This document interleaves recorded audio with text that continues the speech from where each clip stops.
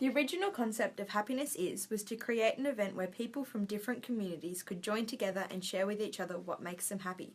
We planned to design an occasion where people could take a few hours out of their busy lives to remember the simple things that make them happy. We intended to interview a variety of people and ask them what happiness is to them and what makes them happy. We would then try to include the most popular responses at the event. The event was to be held at the Urban Square at RMIT, and we would utilise the basketball courts to run a few games, as well as providing the people who liked our Facebook page with a free sausage which would be cooked in the barbecue area. In the lead up to the event, we have documented our progress, meetings and content through a variety of platforms. Our major platform has been Facebook, publicly with the Happiness Is page, as well as the actual event page, and privately to include content such as our planning, schedule and meeting minutes in our own private Facebook group, and as well as the Google Doc, which is contributed to by the whole group. We have also been utilising our Instagram account, as well as the hashtag Why Not Happiness, in order to keep track of the content being uploaded and shared by both the group members and members of the public. The major element and ideas of our event remained the same throughout our progress. However, along the way, a few elements changed due to a variety of reasons. Firstly, the interviews to provide us with an idea of elements to include on the day of our event were not working in the way we wished. We soon found that if we included our own personal ideas and tagged ourselves to create a link between the Facebook page and our own personal accounts, this caused other people to see the content and therefore participate on the Facebook page. We also had to alter plans on the actual day due to weather conditions, limiting what we could include on the day. In relation to the event evaluation, we initially proposed a schedule for Tuesday the 16th of September at the Urban Space. It ran at 11:30 a.m, where we met at the Urban Space, put up a banner, prepared the assembly line for sausages, organised basketball games and plug in the speakers for the music. From 12 to 2 p.m, the event begins and continues through, and the sausages are currently on the barbecue from 12 p.m. At the same time, whilst the sausages are being made by Lynn, which will organise also the basketball games, Naz and Vat will go around and do interviews, Brian and Gina recording the event, and Gabby also on barbecue. The actual events that took place on the day, at 11:30 a.m, the banner was up, however the tape did not work with the rain, so Vatzel and Gabrielle ran to the convenience store to get rope. Lynn continued to film the setting up process, Gina wrote on the banner, and Brian organised the sausages. At such point, it was a very strong heavy rain situation, and thus we brought out our umbrellas. At 11:45, the banner was up and the heavy rain continued.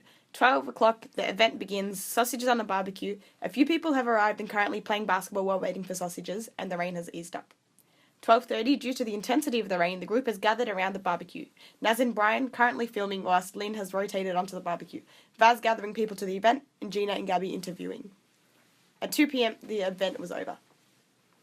In relation to the difficulties and how we overcame them, although we went into the day on Tuesday with a well-planned schedule of events, the rain caused a very difficult factor in that it discouraged people to attend an outdoor event. However, surprisingly, there were approximately 30 people who consistently played games of basketball, and as a reward were offered approximately 3 sausages and a drink each. Although it was a smaller scale event in the moment, it was received in an enormous fashion online. Each individual who attended the event liked the page, was interviewed and was immediately posted up on the page.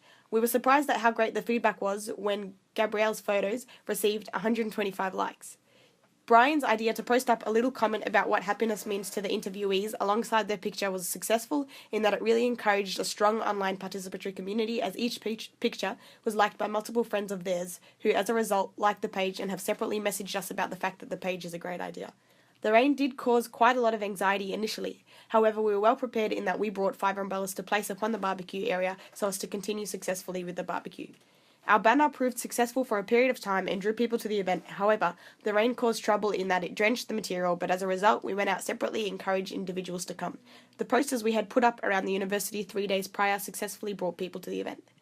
The success of the prototype content gathered on the day includes a constant filming of all of the people engaging in the event, a whole filming of the setting up process, a constant engagement with the strangers, including interviews and vox pops, and 30 photos of each interview alongside a comment and a full recording of the entire day and events. Based on our research and social observation, we have two proposed prototypes, Facebook and Storify. We find Facebook a great tool in terms of ability to reach and capture a wide audience due to its significant user base. Storify, however, loses in comparison in terms of user base, but it has a great interface and allows excellent navigation of content. It also allows us to collate content from multiple social media platforms. Despite the perks that Storify provides, its limitations is that it is merely an electronic wall and does not provide the degree of interactivity that we require. The content that we intend to include on Facebook are daily posts, pictures, and videos. So far, we have utilized this platform as a tool to promote our events and also constantly updating it with personalized stories. We also continuously evaluate our content and further improvise on each and every one of them based on the feedback we get. When we initially set up the Facebook page, it was fairly strenuous trying to raise awareness for our cause. We had to resort in shamelessly inviting everyone we know, our whole friend list, to like and provide support to our page. However, judging from the reception we have acquired, it would be safe to say that our chosen prototype is successful in helping us to achieve our goal. In evaluating our page's success, we had noticed that our upload of content, which consisted of shared stories, photo posts, and status update, created a sustained pulse of reach that ushered in new group members on a daily basis. This worked in hand with our invites in garnering our page a critical mass of audience. A large contributor to our page's success was the participation of our audiences in the process of sharing the page's content. We had learned that audience involvement is a key ingredient in participatory media culture. Without the presence of an audience, participatory media itself would be defunct. Only through the engagement of individuals, certain ideas and interests can be shared and embellished and further spread to others. As such, a key learning was understanding the need to appeal to our general audiences. Seeing that our success is dependent on their individual choices, we as a group had to create content and a page that catered towards their sense of individualism. In a sense, any page itself is not defined by its content, but consequentially by the community that chooses to actively involve itself with it.